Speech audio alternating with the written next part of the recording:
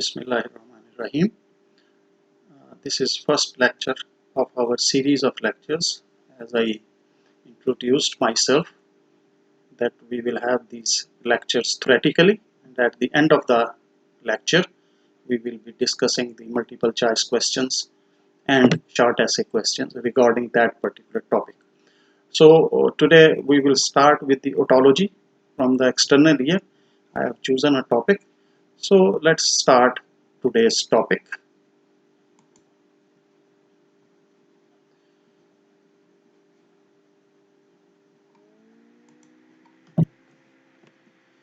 So today we will be discussing this malignant otitis externa.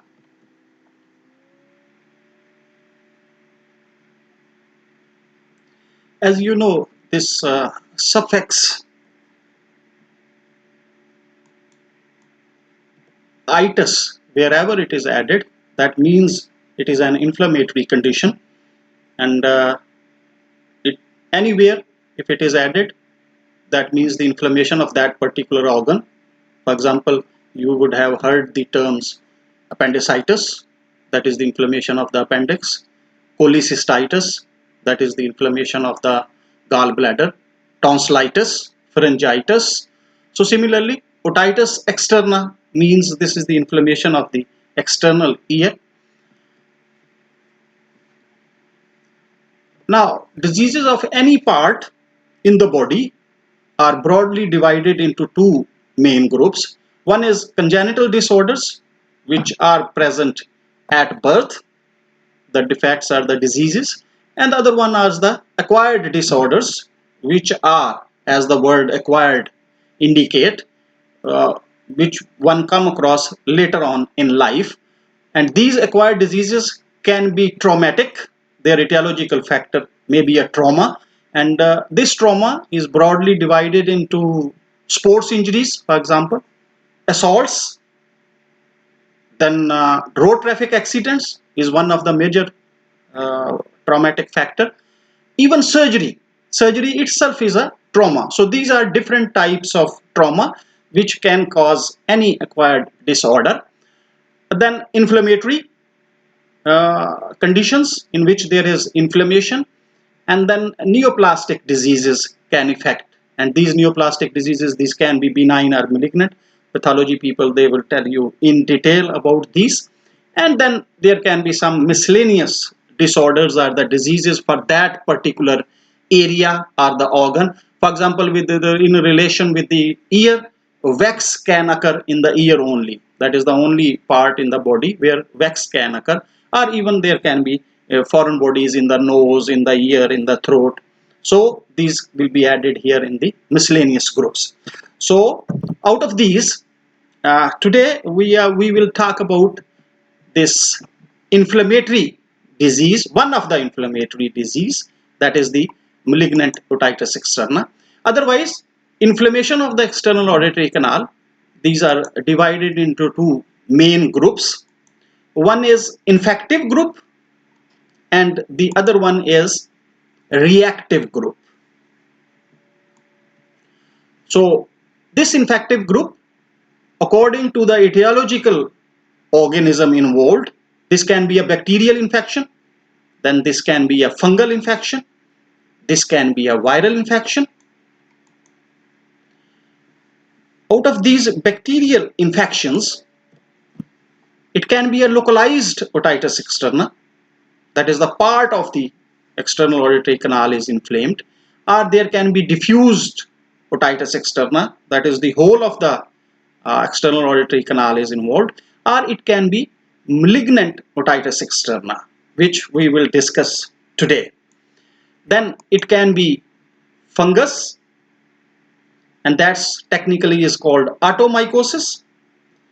Then there can be viral infections of the external auditory canal, that can be due to herpes zoster, and it is called herpes zoster oticus. Herpes zoster is one of the viruses, or it can be otitis externa hemorrhagica. Then, as we know that pinna and the external auditory canal is lined by the skin, so any disease which can involve the skin anywhere in the body, that disease can occur here in the external aortic canal or in the pinna also. So that is included under the heading of reactive group. So there can be eczema, eczematous otitis externa, seborrheic otitis externa. It is very common, as we know that there is dandruff or seborrhea in the scalp, and this is the same skin which is lining the pinna and the external auditory canal. So there can be seborrheic otitis externa, or there can be neurodermatitis, which is usually related with the psychiatric patients.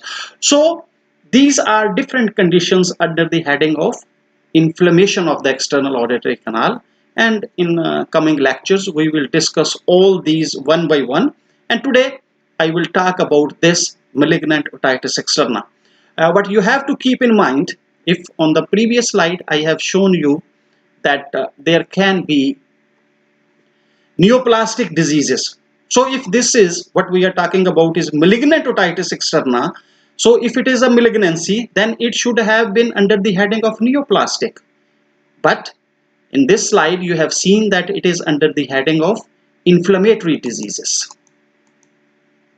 So this is main heading is inflammation, infective group, and then this is a bacterial infection, that is malignant otitis externa. So keep in mind, I will just come to that why it is called then malignant.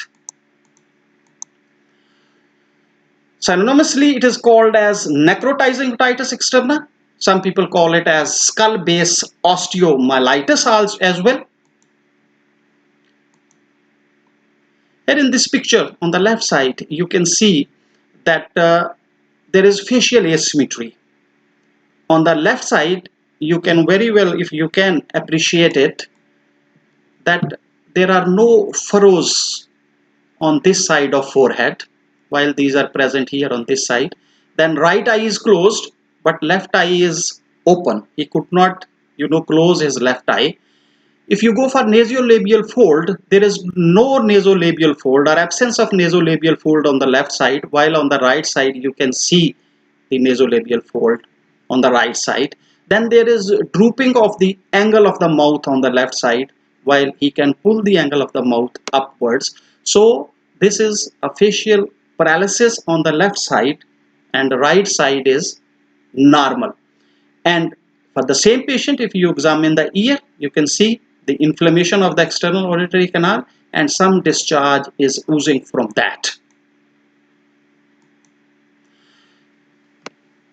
Chandler in 1968, he was the person who first published a series of the patients with this aggressive type of osteomyelitis of the temporal bone and the external auditory canal, and poor outcome with the treatment, and he labeled or coined this term which we call as malignant otitis externa. Usually it is seen in old age patients, and those old age patients, they are usually diabetic. Sometimes they are seen in those patients who are having immunosuppression due to any problem like HIV or AIDS, or they are on chemotherapy for some other diseases. So their immunity is suppressed. So low immunity. So in those patients are at risk to get this malignant otitis externa. The causative agent in this particular case is Pseudomonas aeruginosa, which is a gram-negative aerobe in more than 90% of the cases. Some books have written even that more than 95% of the cases, this malignant otitis externa, this is caused by Pseudomonas aeruginosa. So this is a bacterial infection caused by Pseudomonas. So if it is a bacterial infection, then why we call it malignant otitis externa? So that's the point which I want to refer to. It is called malignant otitis externa, but this word malignant is a misnomer. Actually, this is a bacterial infection caused by Pseudomonas. It is caused malignant otitis externa because the behavior of this infection is just like any malignancy. And what is the behavior of the malignancy? Usually is that it spreads to the adjacent areas or even to the far away tissues, as well. So locally it spreads, and not only it spreads, it destroys the structures also. So same is the case here, that this particular infection, it spreads beyond the external aortic canal and involves the adjacent structures, as we will see in the coming slides. Secondly, it involves not only the bones, but it involves the cranial nerves at the skull base, and even it can spread to intracranial structures. So this is a lethal disease, and its outcome, as I told you, in early 50s and 60s, when there were no antibiotics, was very lethal. So that's why Chandler described it as malignant otitis externa. So I am again reiterating, this is not a malignancy.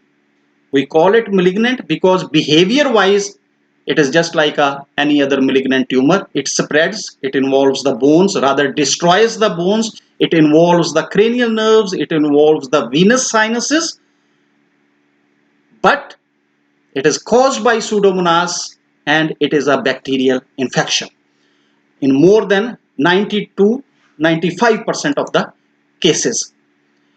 Some other bacteria like Staphylococcus aureus, Streptococcus epidermidis, Proteus mirabilis or Klebsiella can also be a causative agent, but as I told you, in more than 90%, rather 95% of the cases, Pseudomonas aeruginosa is the causative agent. Sometimes Aspergillus fumigatus, which is a fungal infection, that can also cause this malignant otitis externa, but the percentage is very less. In those cases where this Aspergillus fumigatus will be the causative agent, there usually the history will be of immunosuppressant disease like HIV, rather than the patient is diabetic, because usually the patient, if it is diabetic old age patient, the Pseudomonas will be the causative agent. But if patient is relatively young, patient is having HIV or AIDS, or is on chemotherapeutic agents causing the low immunity, there are chances of fungal infections, and in those patients who are having fungal infections, they will be having middle ear or mastoid disease as well. So to start with any infection anywhere in the body, it is just at early stage it is cellulitis. Then this cellulitis can lead to chondritis, that is the inflammation of the underlying cartilage. From there it can spread to the bone and can cause the inflammation of the periosteum to start with. So periosteotitis may be there, and then the bone will be involved. That's what we call as osteitis. And once osteitis is there, then granulation tissue formation is there, and that can lead to the destruction of the bone, which is called as osteomyelitis. So this is the process or the journey of this infection. So when the inflammation is spreading from cellulitis to osteomyelitis, so it can spread to the neighboring structures, as I told you. So through the fissures of Santorini, it can spread to the parotid gland anteriorly, because fissures of Santorini, we know that these are the small perforations in the cartilaginous portion of the external auditory canal. Medially, this infection can spread to the tympanomastoid suture and along the venous canals and the facial planes. Then compact bone of the skull base, it becomes replaced with granulation tissue, and once granulation tissue formation is there, that can lead to the bone destruction at the skull base, so that different skull base foramina will be eroded, causing the cranial neuropathies. So different cranial nerves according to the site at the skull base involvement. Usually facial nerve is involved at the where it exits from the skull at stylomastoid foramen. But if jugular foramen is involved, then as you know, the 9th, 10th and 11th cranial nerve along with the internal jugular vein can be involved. And from there it can go intracranially, causing meningitis and brain abscess. So this is the pathophysiology of the disease, how it can spread from the external auditory canal to intracranial structures, and patient can present to you at any stage during this whole path. So facial nerve, as I told you, in more than 60% of the cases at stylomastoid foramen, 9th, 10th and 11th cranial nerve, if jugular foramen is involved, then cranial nerve number 5 and 6 can also be involved. If petrous apex is eroded by the infection, then clivus and contralateral temporal bone can be involved. Infection can spread anteriorly into sphenoid and to the carotid, and then there can be thrombosis of the sigmoid sinus, internal jugular vein, and then intracranially there can be inflammation of the meninges and brain abscess.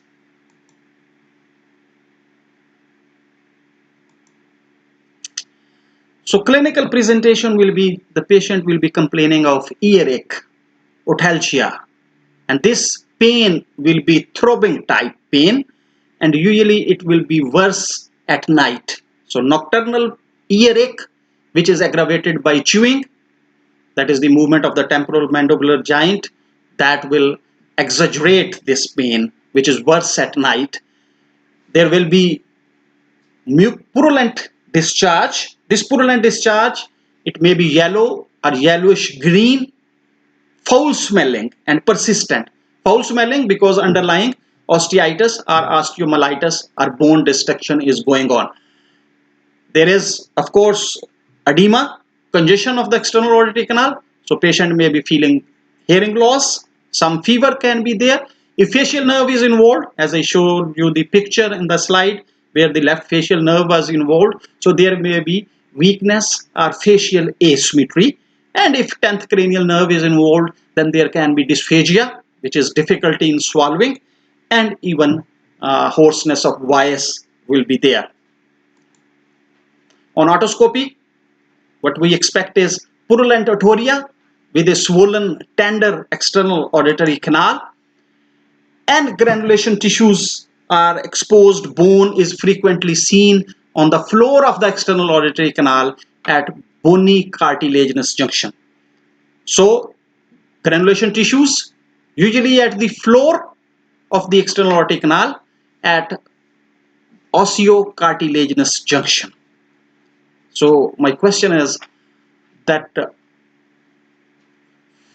how far this osseo-cartilaginous junction is situated from the introitus or opening of the external auditory canal.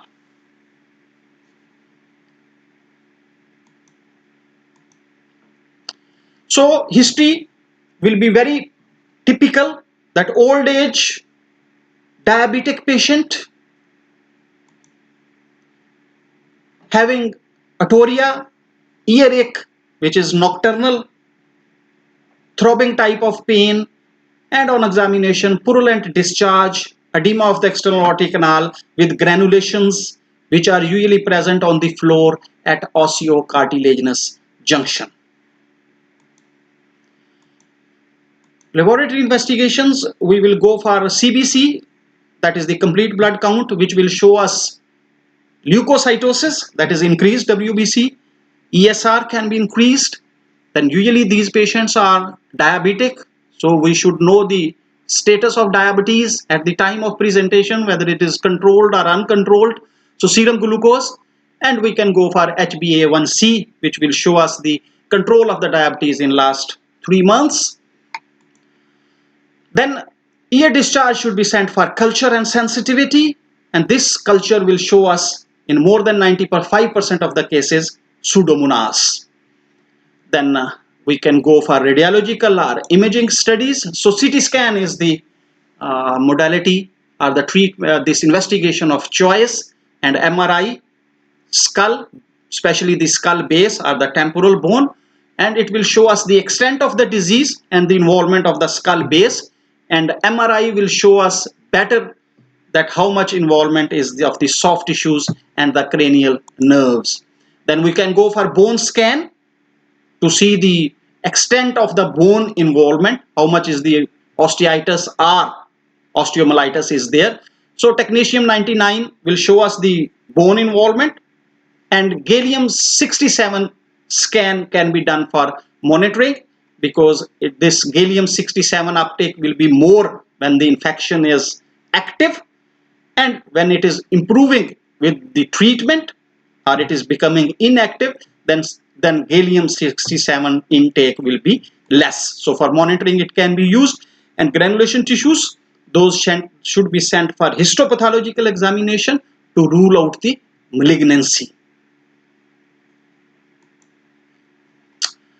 There is Levenson's criteria for malignant otitis externa, and it includes refractory type of otitis externa, that it is not responding to routine treatment for otitis externa.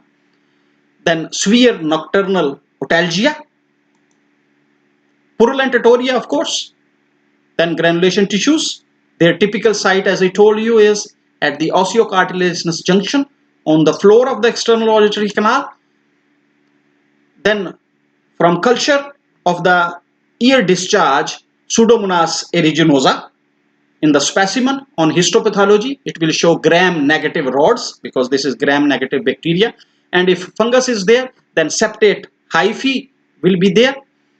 And presence of diabetes mellitus underlying or immunocompromised state of the patient, as I told you in case of HIV or AIDS patients.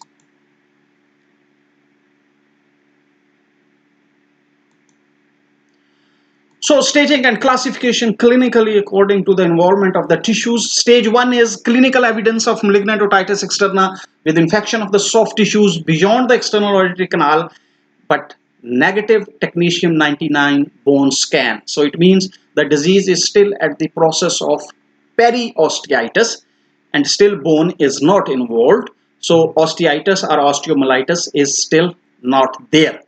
So this will be stage 1. In stage 2, again soft tissue infection beyond the external auditory canal with positive technetium-99 bone scan, that now the bone has been involved. So either osteitis or osteomyelitis will be there. In stage 3, in addition to bone involvement and soft tissue infections as in stage 1 and 2, there will be involvement of the cranial nerves. And cranial nerves, if only single cranial nerve, which is usually the facial nerve, as I told you, in 60% of the cases, then we call it as stage 3A. But if more than one cranial nerve is involved, then we will call it as stage 3B. And stage 4 will be when intracranial structures are involved and there may be inflammation of the meninges, or there will be sinus thrombosis or empyema or brain abscess. So the infection has spread to intracranial structures, then we will label it as stage 4. So patient can present to you any of these stages. One patient may be at stage 1, another patient may be at stage 3A, another patient may come to you at stage 4, and accordingly you have to manage that particular patient. So successful management, as from this pathophysiology of this disease, you can very well imagine that we may need the collaboration with an endocrinologist, because usually these patients are diabetic and poor control or uncontrol of the diabetes is there. So for aggressive proper control of diabetes, we may need the help of endocrinologist or a medical specialist if endocrinologist is not available. Then we need neurologist or a neurophysician if cranial nerves are involved. Then radiologist, of course, to see the extent of, because we may need CT scan, we may need MRI, or we need a bone scan. So radiologist, and then of course infectious disease specialist. So it is a teamwork to manage such patients. So as I told you, this is a lethal disease. It is called malignant because of its behavior.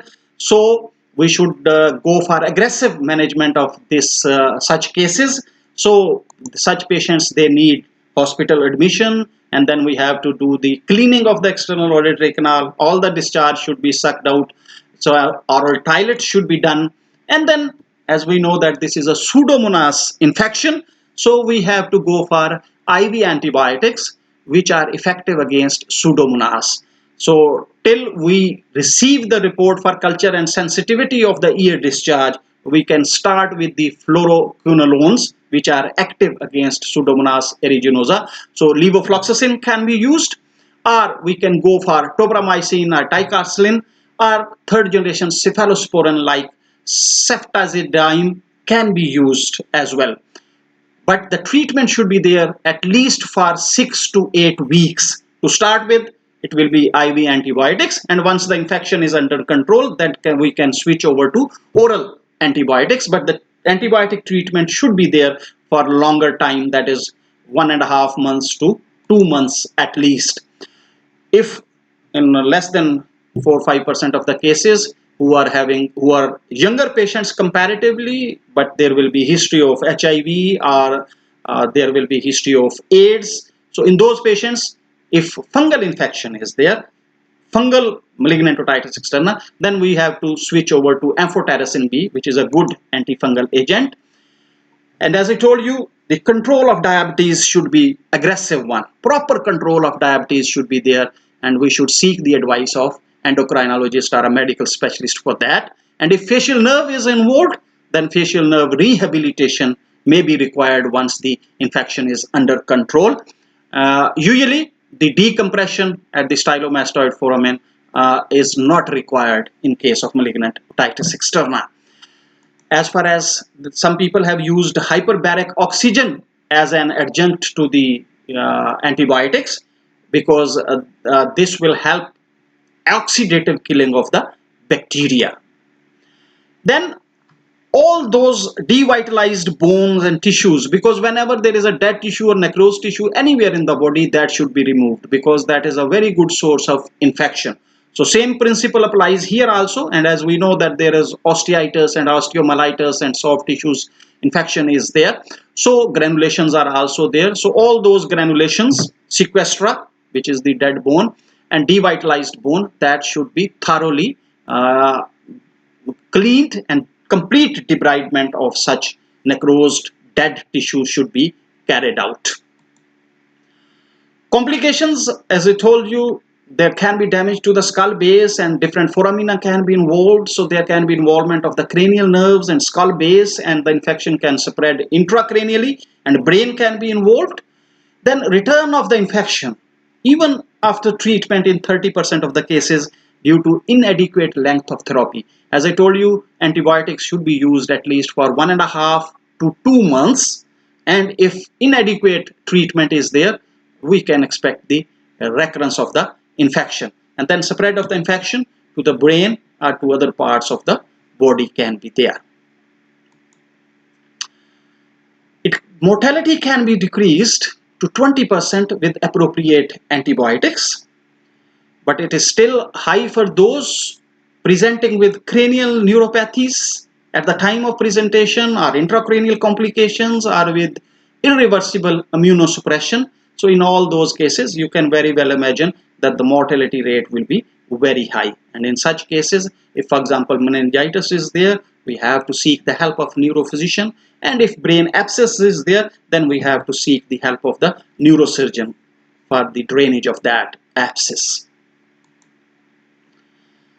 So this is all about this malignant otitis externa.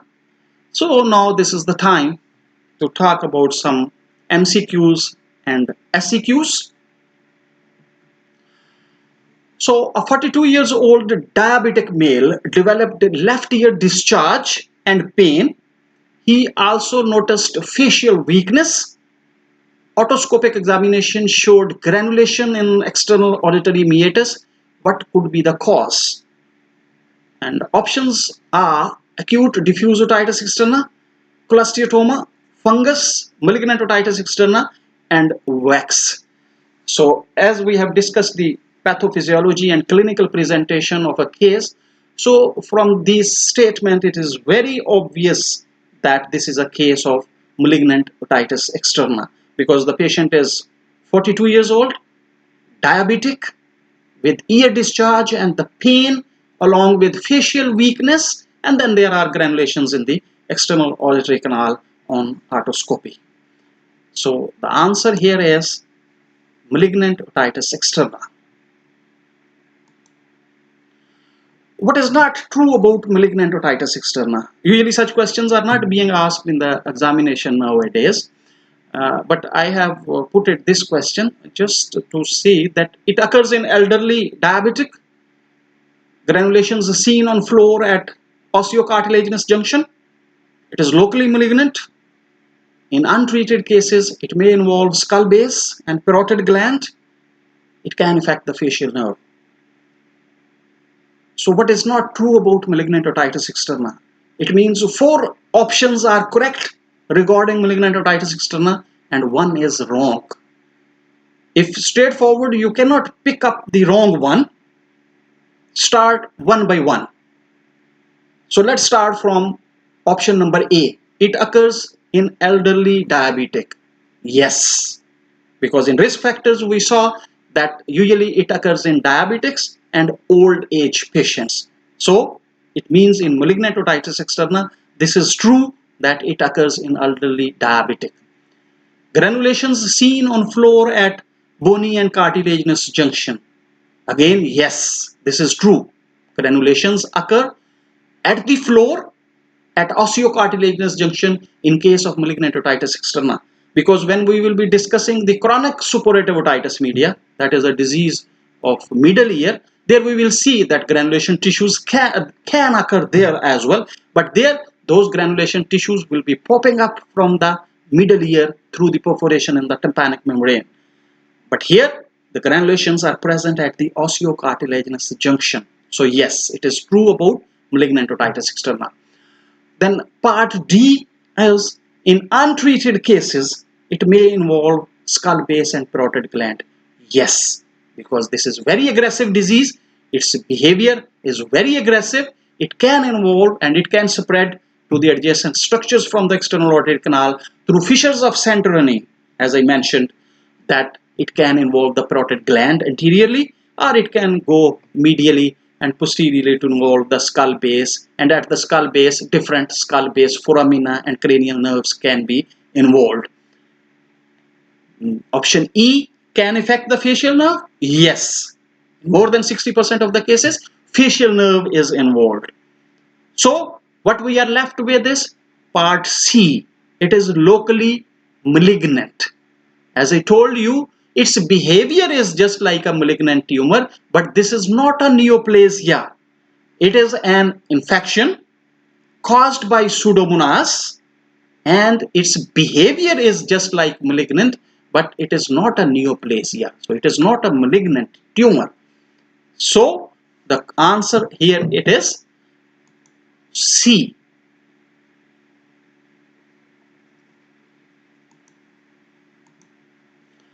A 40 years old patient came with complaints of progressive increasing right earache for last 5 days.